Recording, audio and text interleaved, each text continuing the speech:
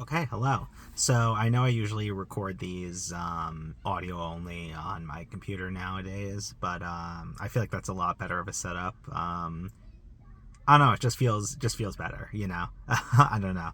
Anyway, but I just read the chapter and I needed to talk about it immediately. I'm just like gushing about it, just thinking about it, and like I wanted to get my thoughts out immediately in the immediate aftermath of reading it and having that high energy and emotion, you know. This was a phenomenal chapter. It was definitely another bridge chapter, I would say. Definitely not like super eventful in terms of content.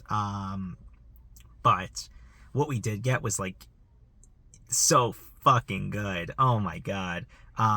So I think the big core of this is all of the Brooke Gunko stuff.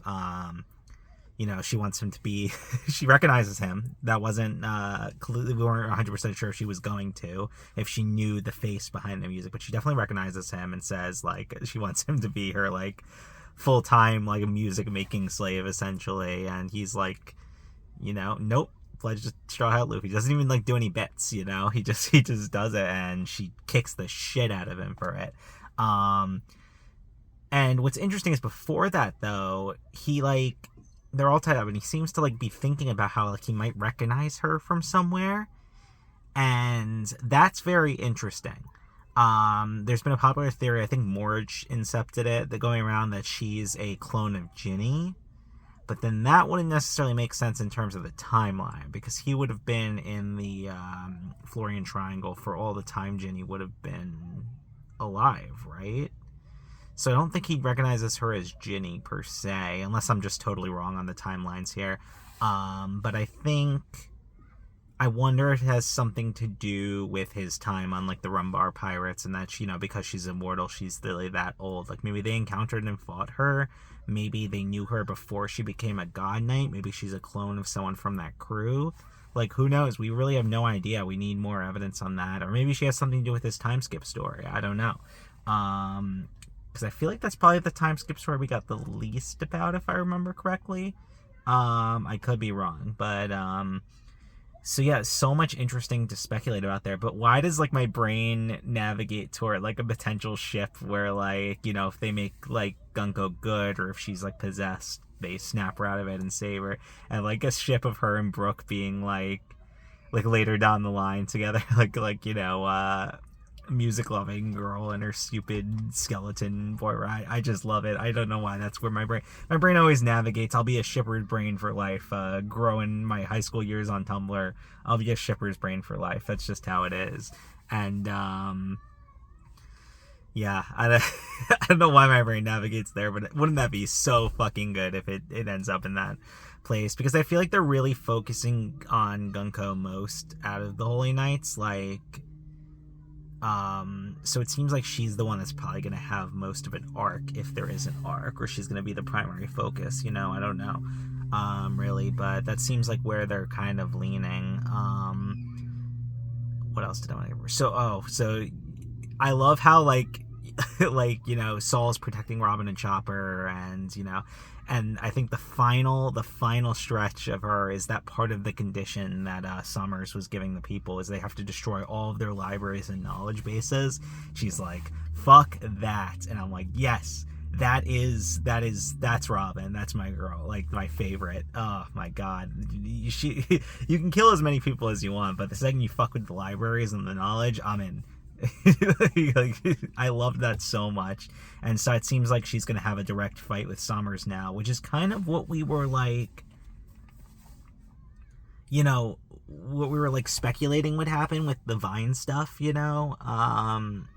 How she was not doing, like, she was easily the most poised to save the kids when all the Vine stuff was happening, but I guess she didn't think of it in the moment, or didn't know, or wouldn't have necessarily, maybe she did think about it and wouldn't have necessarily worked. But now that she's going to take on Summers, I saw that matchup coming from that scenario, so it's going to be really cool. And I wonder if they are getting like these matchups in gear, so for like the arc fights, like I wonder if it's going to be Brooke Gunko, Robin, Summers, who would go good against Quillingham?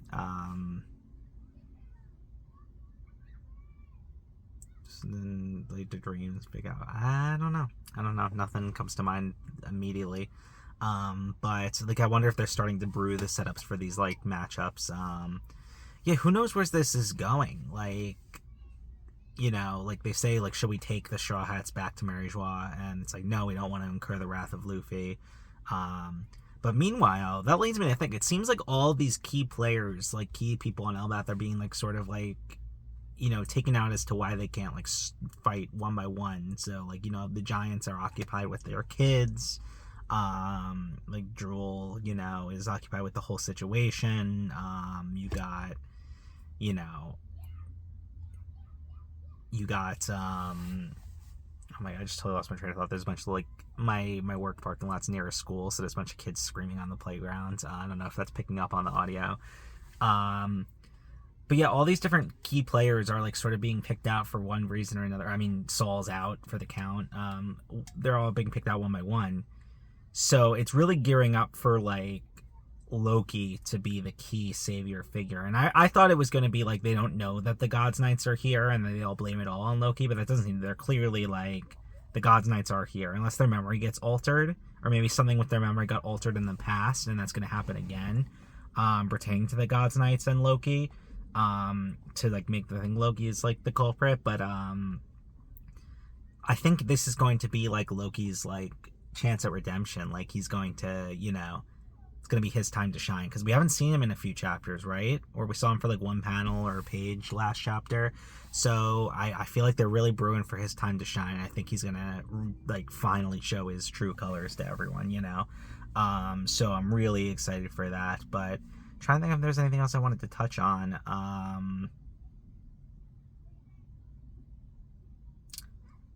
So, in the cover story, we saw like someone picking up the Who's Who mask in the background, and I'm like, is it Who's Who picking up his mask? Is Who's Who dead? Like, is he gone? Did Yamato just kick the shit out of him? We don't know. We don't know what happened. It's kind of just like, right? And unless I'm just forgetting about a cover story, like it seems like Who's Who was starting some shit with Ulti in page 1, and and then the next one he was just out for the count, and Yamato had won already, right? I think. Unless I'm misremembering, but I want more Who's Who. It's so stupid. It's so fucking stupid. It went from like a bit to like genuine love for this character. Like I don't know. But I mean, Yamato and Who's Who are my Wano loves. I love them to death, and I want to see more of them. God, like as much as I love this story, like I wish Yoda would have stuck with his plans and put Yamato on the crew. Like, if Yamato was running around here on Elbath doing shit, I would love to see that. There's another reality in which Oda stuck to his original plan of keeping Yamato on the core crew. And that would have been, you know, the world would have been better for it. I know he wants to, like, God, if we got Yamato in like the Hawaiian shirts, like that the guys had in Egghead, God, that would have been incredible. But yeah, that's enough to talk about the cover story. Awesome chapter. I'm so excited for more. I don't think there's a break next week, so you'll see me talking about it next week. Although I can't guarantee, because I'm going to be traveling within the days that this chapter. Like, we'll see. Yeah. Bye bye.